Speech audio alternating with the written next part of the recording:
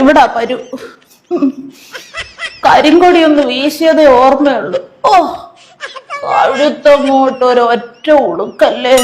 അതിന്റെ കൂടെതാ കയ്യിലൊരു പരു. കൊല്ലാൻ ശ്രമിച്ചതാ, കൊല്ലാൻ കരിങ്കൊടി വീശി. ഒരു സ്ത്രീയല്ലേ ഞാൻ. കൂടുതൽ സംസാരിക്കാം വയ്യ. ഞാൻ ഇവിടെ തന്നെ ഉണ്ടടാ. ഫോൺ വിളിച്ചിട്ട് വാടാ. ഇന്ന് വിളിച്ചപ്പം കരിങ്കൊടിയും കൊണ്ട് എല്ലാരും വരുമെന്ന് ഞാൻ വിചാരിച്ചില്ല. കുറെ മഹാഭാവികൾ പറയുക അവര് വന്ന് പ്രതിഷേധിക്കുന്നതും പോലീസുകാർ വലയം തീർത്ത് നിൽക്കുന്നതും മാത്രമേ മാധ്യമങ്ങളിലൂടെ പുറത്തു വന്നിട്ടുള്ളൂ. എന്നെ കയ്യേറ്റം ചെയ്യുന്നത്, എന്റെ പെടലി കരിങ്കൊടി വീശി ഉളുക്കുന്നത് അതിലൊന്നും വന്നിട്ടില്ലെന്ന്. എടാ മഹാഭാവികളെ, അങ്ങനെന്നുണ്ടെങ്കിലല്ലേ പുറത്തു വരുള്ളൂ. കയ്യിലുള്ള പരു കിട്ടുന്നുണ്ടല്ലോ അല്ലേ? ഏതായെങ്കിലും വെച്ചാലാ പരുവും പെടലിയും ഒന്നിച്ച് കിട്ടുന്നത്. അപ്പൊ കരിങ്കൊടിയൊക്കെ വീശുമ്പോൾ ആ കാറ്റിൽ പിടിച്ചു നിൽക്കാൻ പറ്റില്ലെങ്കിൽ റെയിൽവേ സ്റ്റേഷനിലുള്ള ഏതെങ്കിലും തൂണിലൊക്കെ പിടിച്ചു നിൽക്കണം, അല്ലെ അതിന്റെ മറവിലൊക്കെ കയറി നിൽക്കണമെന്ന് അറിഞ്ഞുകൂടായിരുന്നോ മന്ത്രി? ഇത്രയും വർഷത്തെ പ്രവൃത്തി പരിചയം അതിന് പോരാതെ വന്നോ?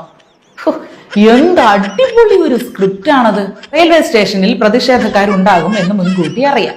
അവരുടെ അടുത്തേക്ക് എന്തിന്റെ പ്രതിഷേധം, എന്തിന്റെ പ്രതിഷേധം, എന്തിന്റെ പ്രതിഷേധം എന്ന് കഴുത്തിട്ട് അങ്ങോട്ടും ഇങ്ങോട്ടും അനയ്ക്കെങ്കിൽ ഇപ്പോഴേ എന്റെ കഴുത്തുളക്കി. നമുക്ക് പിന്നെ ആംബുലൻസ് AC ഒന്നും കിട്ടത്തില്ലല്ലോ, പോട്ടെ. അങ്ങോട്ട് ചെന്ന് കേറുന്നു. ആ പയ്യന്മാര് KSUക്കാര് കരിങ്കൊടിയും കൊണ്ട് ഓടി വന്നപ്പോഴേ ഒരു ബറ്റാലിയൻ പോലീസ് അവരെ കയറി അങ്ങ് വളഞ്ഞു. എന്നിട്ടും അവിടെ നിന്ന് ഒരു സീൻ ഉണ്ടാക്കാൻ വേണ്ടി മനഃപൂർവ്വം പ്രകോപനം ഉണ്ടാക്കിക്കൊണ്ടിരിക്കുകയാണ്.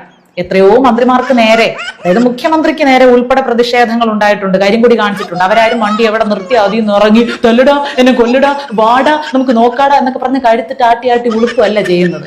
അപ്പൊ നിലവില് ആരോഗ്യമേഖല സർവത്ര തകർച്ചയിലാണ്. ആരോപണങ്ങളിൽ മുങ്ങി നിൽക്കുന്ന സമയമാണ്. ഇലക്ഷൻ അടുത്തുകൊണ്ടിരിക്കുന്ന സമയമാണ്. എന്തെങ്കിലും ഒരു കടുങ്കൈ ചെയ്തില്ലെങ്കിൽ പിടിച്ചു നിൽക്കാൻ പറ്റത്തില്ല എന്നറിയാം.